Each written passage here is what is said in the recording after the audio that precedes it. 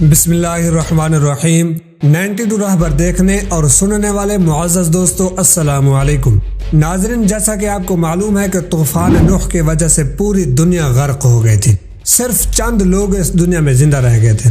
ان چند لوگوں کے ذریعے اللہ تعالیٰ نے اس دنیا کو دوبارہ آباد کیا۔ اگر تاریخ کا مطالعہ کیا جائے تو قریباً 90% لوگوں کا سلسلہ نسب حضرت نوح علیہ السلام سے جا ملتا ہے۔ حضرت نوح علیہ السلام کے 4 بیٹے تھے، حام، سام، یافس اور کنعان۔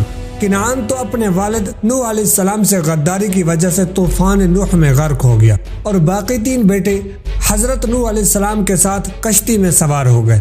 انہی 3 بیٹوں کی نسل آہستہ آہستہ پوری دنیا میں پھیلتی گئی۔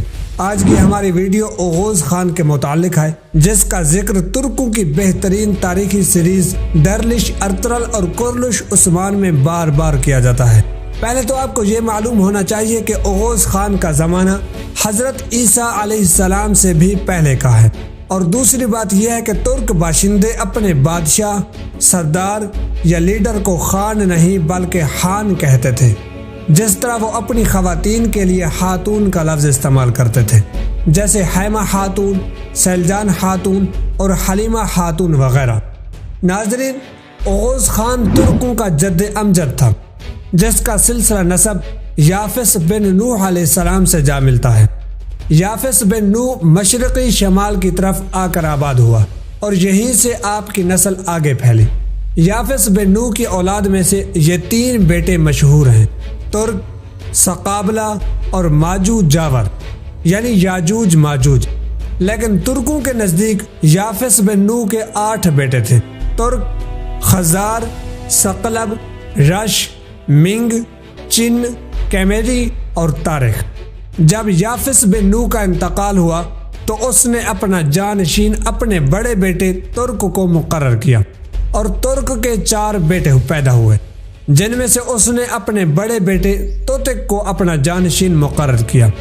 مؤرخین ابو الغازی اور رشید الدین ہمدانی کے مطابق ترک کی 5ویں نسل میں اننجا خان کا ذکر ملتا ہے۔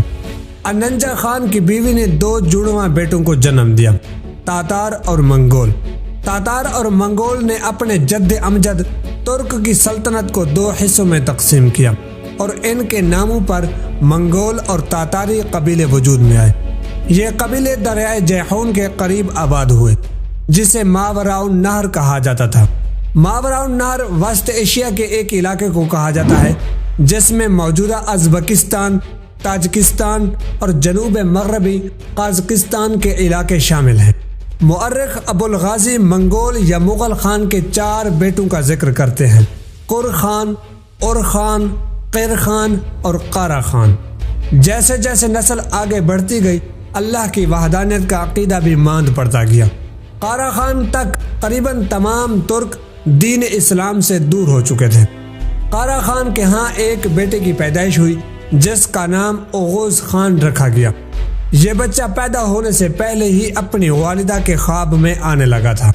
جب اوغوز خان کی پیدائش کا وقت قریب آیا تو وہ اپنی والدہ کے خواب میں آیا اور کہا کہ میں اس وقت تک پیدا نہیں ہوں گا جب تک تو دین اسلام قبول نہیں کرتی۔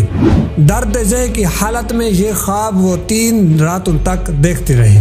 آخر کار اس نے مذہب اسلام قبول کر لیا، لیکن یہ بات ہر ایک سے چھپا کے رکھی، کیونکہ اوغوز خان کا والد قارا خان دین اسلام کے سخت ترین دشمنوں میں سے ایک تھا۔ جو بھی اس کے قبیلے میں سے دین اسلام قبول کرتا تو وہ اسے سزائے موت دے دیتا۔ جیسے ہی قارا خان کی بیوی نے اپنا مذہب تبدیل کیا، اسی دن اوغوز خان پیدا ہوا۔ ترک اسی وجہ سے اوغوز خان کی والدہ کو اپنی گرینڈ مدر کا درجہ دیتے ہیں کہ اس نے ہمت و بہادری سے دین اسلام قبول کیا تھا۔ اوغوز خان نے پیدا ہونے کے بعد صرف 1 دن اپنی ماں کا دودھ پیا تھا، اور 1 دن میں ہی باتیں کرنے لگا تھا۔ اس نے گھوڑی کا دودھ اور گوشت کھانے کی فرمائش کی تھی۔ 40 دن کے بعد یہ اپنی ٹانگوں پر چلنے پھرنے لگا تھا۔ جب اوغوز خان جوان ہوا تو اس نے پہلی شادی اپنے چچا قر خان کی بڑی بیٹی سے کی، اور دوسری شادی اس نے اپنے چچا قیر خان کی بیٹی سے کی تھی، لیکن دونوں کو چھوڑ دیا کیونکہ دونوں نے اللہ پر ایمان لانے سے انکار کر دیا تھا۔ اوغوز خان نے تیسری شادی اپنے چچا اور خان کی بیٹی سے کی تھی۔ یہ تیسری بیوی اس کے لیے وفادار ثابت ہوئی۔ جب اوغوز خان نے اپنی اس تیسری بیوی سے دین اسلام کے بارے میں سوال کیا تو اس نے بہترین اور وفاداری والا جواب دیا کہ میرا راستہ وہی ہے جو آپ کا ہے۔ جب یہ خبر قبیلے میں پھیلی کہ اوغوز خان اور اس کی بیوی مسلمان ہیں تو قارا خان اپنے بیٹے اور بہو کو قتل کرنے کے لیے اوغوز خان کے خیمے میں پہنچ گیا، لیکن اوغوز خان نے دوران لڑائی اپنے والد کو قتل کر دیا۔ یہ اوغوز خان کی دین اسلام کے لیے لڑی جانے والی پہلی لڑائی تھی۔ اوغوز خان کے اپنی تیسری بیوی چچا اور خان کی بیٹی سے 3 بیٹے پیدا ہوئے تھے، گنیز خان، آئی خان اور یلدیز خان۔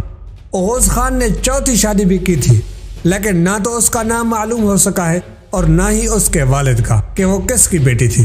اوغوز خان کی چوتھی بیوی سے بھی 3 بیٹے پیدا ہوئے تھے، گوک خان، دیغ خان اور دینیز خان۔ اوغوز خان نے ابھی تک اپنے سپاہیوں کا کوئی لشکر نہیں بنایا تھا، لیکن جب اس نے ایک بہت بڑے اژدہا کو قتل کیا جو قبیلے کے انسان اور مویشی کھا جاتا تھا تو اسے یہ موقع بھی مل گیا۔ اوغوز خان نے اژدہا کو قتل کرنے کے بعد قبیلے کے تمام سرداروں کا ایک جرگہ بلایا۔ جرگے میں اس نے کہا کہ ہمیں اپنے قبیلے کی حفاظت کے لیے ایک فوج تشکیل دینی چاہیے اور اس کام کے لیے ہر ایک سردار اپنا ایک ایک بیٹا میرے حوالے کرے۔ اس طرح اوغوز خان نے 40 جوانوں پر مشتمل پہلی ترک فوج تشکیل دی، جس کی بنیاد پر وہ آہستہ آہستہ تمام ترک قبائل میں طاقتور اور مضبوط ہوتا گیا۔ اوغوز خان نے اپنے چھٹے بیٹے کی پیدائش پر تمام ترک قبائل کو کھانے کی دعوت دی، جس میں اس نے یہ اعلان کیا، میں تم سب کا خان ہوں۔ تمام لوگ تلواریں اور ڈھالیں ہر وقت اپنے پاس رکھیں۔ پوری دنیا ہمارا میدان جنگ ہے، جنگل، سمندر اور دریا ہماری شکار گاہ ہے، سورج ہمارا جھنڈا اور آسمان ہمارا خیمہ ہے۔ اس اعلان کے بعد اس نے اپنے قاصد دنیا کے ہر کونے میں بھیج دیے۔ جس نے اطاعت قبول کی اس کو اپنا جانشین مقرر کیا اور جس نے بغاوت کی اس کے خلاف اعلان جنگ کر دیا۔ اس نے اپنی فوج ترکمانستان، ہندوستان، ایران، مصر، عراق اور شام تک پھیلا دی۔ اس طرح وہ ان تمام علاقوں کا خان بن گیا۔ اوغوز خان تھا تو دین اسلام کا پیروکار، لیکن یہ اپنے ہر خطبے اور تقریر میں ٹینگری کا لفظ استعمال کرتا تھا، جس کا مطلب ہے آسمان کا خدا۔ اوغوز خان کے یہ لفظ ادا کرنے کا مطلب نہیں معلوم ہو سکا کہ کیا اوغوز خان منگولوں کی طرح کئی خداؤں کا تصور رکھتا تھا یا ویسے ہی وہ تعظیماً خدا کو آسمان کا خدا کہتا تھا۔ جب اوغوز خان کی وفات کا وقت قریب آیا تو اس نے اپنے تمام بیٹوں کو اپنے پاس بلایا اور کہا کہ میں نے اپنے خدا کی امانت کی بہترین طریقے سے حفاظت کی ہے، اب یہ سلطنت تمہارے حوالے ہے۔ اوغوز خان کے تمام بیٹے اپنے والد کی وصیت کے مطابق اپنے اپنے علاقوں میں چلے گئے۔ اوغوز خان کے تمام بیٹوں کے ہاں 4 بیٹے پیدا ہوئے اور ہر ایک بیٹے کے نام پر قبیلہ وجود میں آیا۔ اسی طرح اوغوز ترکوں کے 20 یا 24 قبائل وجود میں آئے۔ ان قبائل میں سے اوغوز خان کے بیٹے گوک خان کے نام پر ایک قبیلہ گوک ترک کے نام سے تھا جو چین میں آباد ہوا، لیکن جیسے جیسے وقت گزرتا گیا تمام قبائل اپنے اندر اختلافات کی وجہ سے ایک دوسرے سے جدا ہونے کے ساتھ ساتھ دین اسلام سے بھی دور ہوتے گئے، جس کی وجہ سے اوغوز خان کی عظیم سلطنت ٹکڑوں میں تقسیم ہو گئی۔ اوغوز خان کے بعد چین میں آباد ہونے والے گوک ترک قبیلے کے بومین نامی ترک نے، جسے چینی تومین کہتے ہیں، اس نے 6 صدی عیسوی میں ایک عظیم سلطنت قائم کی تھی جو 8ویں صدی عیسوی تک قائم رہی۔ اس کا ایک بھائی تھا جسے ترکی استامی اور چینی شٹیمی کے نام سے یاد کرتے ہیں، لیکن علامہ ابو جعفر محمد بن جریر نے اپنی تاریخ کی کتاب تبری میں اس کا نام سنجیو خاقان لکھا ہے۔ اس نے اپنے بھائی بومین سے علیحدہ مغربی علاقوں میں اپنی خود مختار حکومت بنائی، لیکن وقت گزرنے کے ساتھ ساتھ اپنے اندر اختلافات کی وجہ سے ان کی حکومتیں بھی ختم ہو گئیں۔ رشید الدین ہمدانی کے مطابق ترکوں میں اسلام نبی کریم صلی اللہ علیہ وسلم کے ظاہری حیات مبارکہ کے وقت آ گیا تھا، جب اوغوز سردار اینا سیری یعقوبی خان نے دیدے کورکت کو نبی کریم صلی اللہ علیہ وسلم کے پاس اپنا سفیر بنا کر بھیجا تو دیدے کورکت نے نبی کریم صلی اللہ علیہ وسلم سے متاثر ہو کر اسلام قبول کر لیا اور واپس آ کر اپنے قبیلے کو بھی اسلام کی دعوت دی، لیکن اس وقت ترکوں میں صرف چند لوگ مسلمان ہوئے تھے۔ 13ویں صدی عیسوی کی ابتدا میں خوارزمی بادشاہ ایران، خراسان، شام اور عراق میں کئی علاقوں پر قابض ہو چکے تھے۔ ان کا منصوبہ ایشیا کی تمام اسلامی سلطنتوں کو فتح کرنا تھا، لیکن چنگیز خان کے خونی لشکر نے خوارزم شاہی سلطنت کو تباہ کر کے ان کے تمام منصوبے خاک میں ملا دیے۔ اس سلطنت کی تباہی کے بعد ترک قبائل جنوب کی طرف ہجرت کر گئے۔ ان میں سے کچھ ایران اور شام چلے گئے اور کچھ قبائل ایشیائی کوچک میں سلجوقیوں سے آ ملے۔